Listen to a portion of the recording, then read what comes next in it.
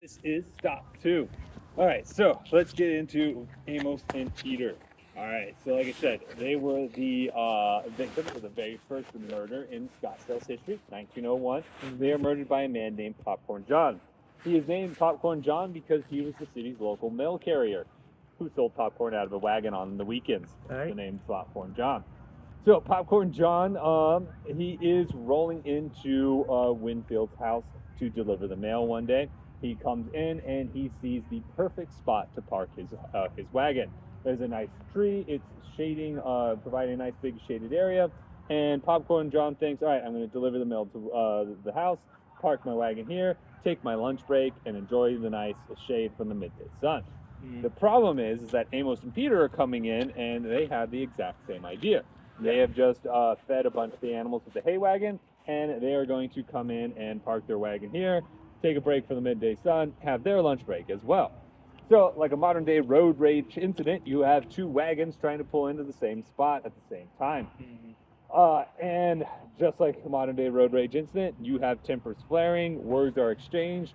Popcorn John tells them, I am a federal officer, an employee of the federal government. When I give you an order, it is an order from the federal government.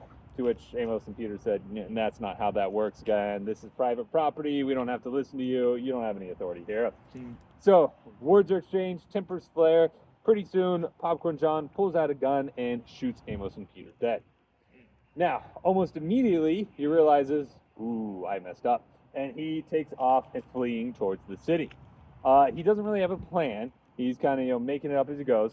But he gets to about the outskirts of the city, ditches his wagon, walks into the city, hides out behind the local store. And his plan is, I'm going to hide out here until nightfall, and then I'm going to get the heck out of town. And that's really all the steps that he's thought ahead.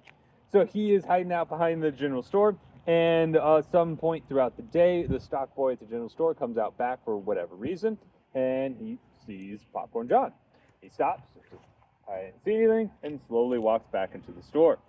Now, when Winfield heard the gunshots, he came running, and he knew that this was the time that generally the mail was delivered.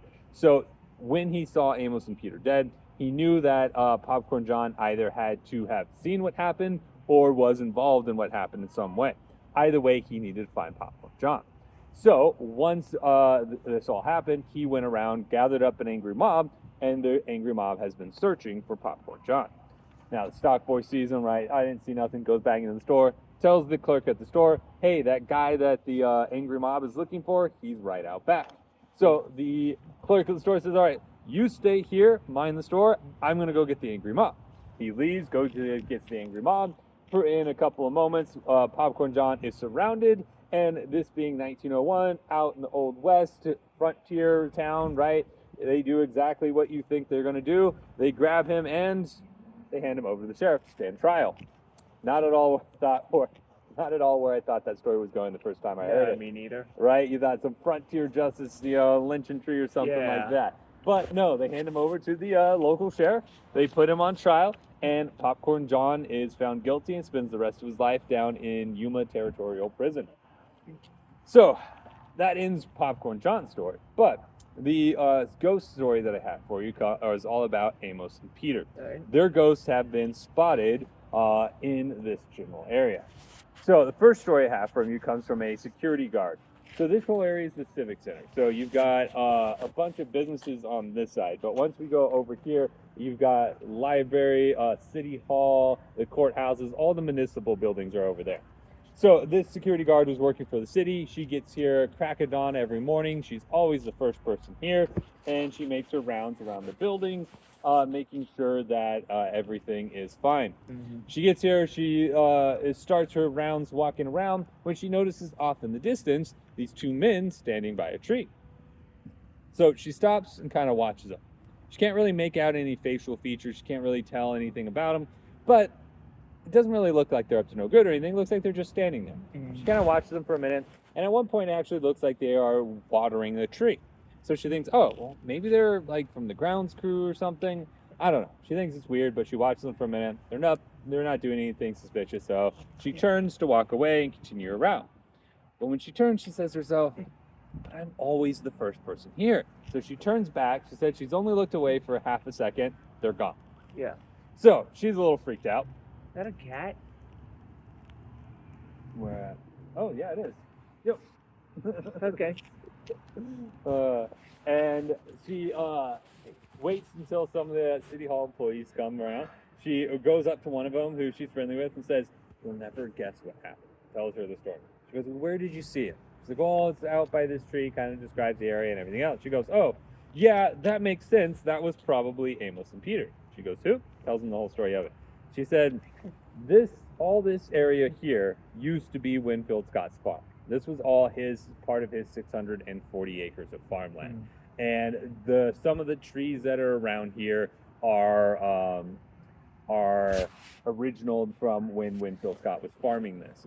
So it makes sense that Amos and Peter are still hanging around, still farming, still taking care of the trees that they would have taken care of in life. So that's the first story. Second story comes from a man who's driving home late one night on Drinkwater Boulevard. Yeah. Drinkwater Boulevard is just on the other side of this building. I'll point it out to you here in just a minute. Right. So he is going along driving. It's late one night. That's kind of how most of the stories along this tour start, with somebody getting out late one night. So it's 2 a.m. in the morning. He's coming out, hanging out from friends. Late night poker game, whatever it was. He is driving along Drinkwater Boulevard. He passes the City Hall, and all of a sudden he sees out in front of him, in the middle of the road, 2 men standing there. He slams on his brake, and as he tells it, he stopped mere inches from these 2 men. Now, he goes through a range of emotions. First off, adrenaline is high. He is freaked out. Oh my goodness, I almost just hit these 2 guys. Then it quickly turns to anger. What kind of idiots stand in the middle of the road at 2 a.m. in the morning? Mm-hmm. So he gets out of his car, turns back, and there's no one there. Now he very quickly turns to fear. Not because he thinks they're ghosts, but because now he's thinking, wait a minute, did I not stop in time? So he runs to the front of the car, and to his relief, there's nobody there. Nobody underneath the car, no one to the left, no one to the right. He has not hit anyone, so a wave of relief rushes over him. But then that fear starts to creep back in, because where the heck were those 2 guys that I most definitely just saw? He has looked all around. They are nowhere to be found. So he's a little freaked out. So he goes home that night, and he tells his wife the story. She tells him, well, where'd this happen? Oh, Drinkwater Boulevard, right beside the courthouse, or the City Hall. She goes, oh yeah, that's Amos and Peter. Lots of people have seen their ghosts in that area. You're not the first one. So later the next day, he goes into work. He tells his coworkers the story, to which one of the coworkers points out to him, Amos and Peter, yeah, the ones that were killed by Popcorn John? He goes, yep, yeah, that's the story that my wife told me, yep. They go, well, your name is John. You think they thought you were Popcorn John coming back around to finish him off one more time? To which he said, please don't. I'm freaked out enough by this whole, I don't need that idea in my head. Thank you very much. So that is the story of Amos and Peter and the very first murder here in Scottsdale's history. Wow. So we're going to go